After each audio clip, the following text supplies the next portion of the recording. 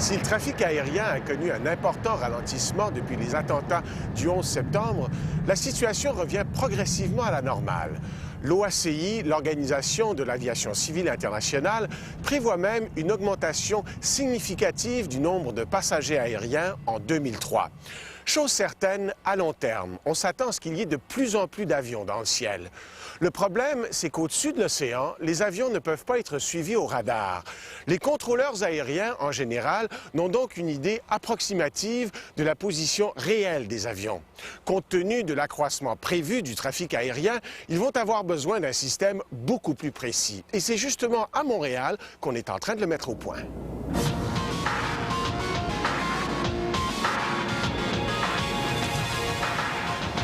Aujourd'hui, l'espace aérien est saturé. Les aéroports débordent et il faut même faire la queue au-dessus des océans.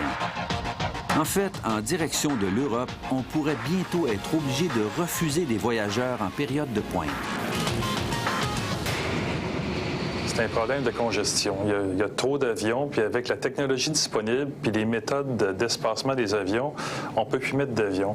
Pour visualiser ça, il faut voir à peu près 1000 avions en saison qui se dirigent de partout sur l'Amérique vers Terre-Neuve pour prendre un couloir aérien qui va les amener en Europe. Alors, comme vous le savez, tous les avions partent le soir en soirée, puis ils reviennent au début de l'après-midi. Alors, vous avez 1000 avions qui essaient de se mettre, pas à la queue leu-leu, mais en file pour prendre un chemin précis pour traverser l'océan dans une fenêtre d'environ 4 à 6 heures. Denis Demers travaille pour le CITA, un des organismes responsables de la gestion du trafic aérien à l'échelle internationale. Selon lui, on n'a plus le choix. Pour répondre à la demande des voyageurs sur les routes très fréquentées comme l'Atlantique Nord, il faut agir maintenant. Actuellement, pour des raisons de sécurité, chaque avion doit être séparé par 120 km d'espace aérien. Si on veut augmenter le nombre de vols, il faut absolument réduire la distance qui sépare chaque avion. 120 km, ça représente environ 5 minutes de vol. Alors, en fait, ce qu'on fait, c'est qu'on met les avions dans le même tuyau, si vous voulez, un après l'autre aux 5 minutes. Puis on leur donne une vitesse précise à garder. Alors, on juge que même si on ne les voit pas présentement, ils ne se rattraperont jamais. Si on ne voit pas les avions, c'est tout simplement parce que la couverture radar a ses limites. Dès qu'un avion se trouve à 300 km du continent, son signal disparaît de l'écran radar. Au-delà de cette zone, seule la radio permet au pilote de faire connaître régulièrement sa position à la tour de contrôle.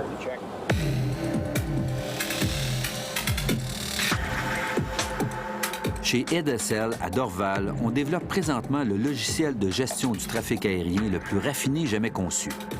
La compagnie doit faire vite.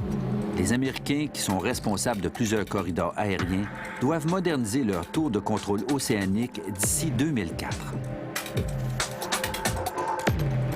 Le défi est énorme.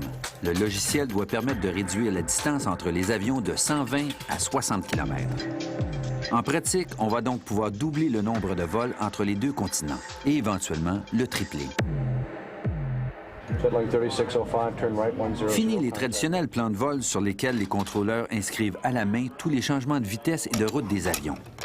Dans 2 ans, c'est l'ordinateur qui va prendre le contrôle du trafic aérien. C'est une révolution parce que les contrôleurs, avant, avaient seulement une représentation papier du plan de vol. Et maintenant, on peut avoir une représentation graphique. Et aussi, le système suit constamment l'information envoyée par le pilote. Lorsqu'il sera en fonction, cet outil va réaliser le travail que ne peut accomplir le traditionnel radar, c'est-à-dire suivre le déplacement de n'importe quel avion au-dessus d'un océan. Le système permet de pouvoir suivre à la trace, en temps réel, la position de cet avion-là, en utilisant la technologie satellite, la technologie ADS, le GPS qu'on appelle. Donc, ça permet de pouvoir savoir exactement cet avion-là et cet endroit-là bien précis, à une centaine de mètres de résolution. Le système de gestion repose sur plusieurs modes de communication, dont le principal est le satellite. D'abord, les avions doivent être branchés en continu sur le réseau GPS déjà en orbite autour de la Terre. À l'aide de 3 ou de 4 satellites géostationnaires, le pilote peut obtenir la position de son avion en tout temps peu importe les conditions climatiques. La position de l'avion est ensuite envoyée aux satellites de télécommunications du réseau Inmarsat, aux stations radars et finalement aux tours de contrôle. Au même moment, le logiciel doit intégrer les informations en provenance des stations météo, mais aussi des contrôleurs de tous les autres secteurs. Toutes ces informations-là incorporées, le système les rassemble et à chaque fois qu'une de ces informations-là change, le système réévalue toutes les positions des avions pour s'assurer de tous les facteurs de sécurité. En pratique, le système va assurer un niveau de fiabilité et de sécurité jamais atteint. Le système a détecté qu'il va y avoir un conflit entre ces deux avions-là. Le logiciel va suivre simultanément les trajectoires de centaines d'avions, évaluer les risques de collision et, si nécessaire, proposer des changements de route. Puis l'information sera transmise directement aux ordinateurs de bord des appareils. Cependant, même si les communications entre la tour de contrôle et les pilotes seront réduites au strict minimum, le contrôleur aura toujours le même rôle. Il ne faut pas oublier que le système est principalement un outil pour le contrôleur et le contrôleur est toujours le dernier juge en la matière. Donc, c'est pas la machine qui va décider qu'est-ce qui va se passer en finale? La machine va donner une suggestion au contrôleur. C'est toujours le contrôleur qui a le dernier mot. Le système d'Eidacell a déjà fait ses preuves dans le Pacifique Sud.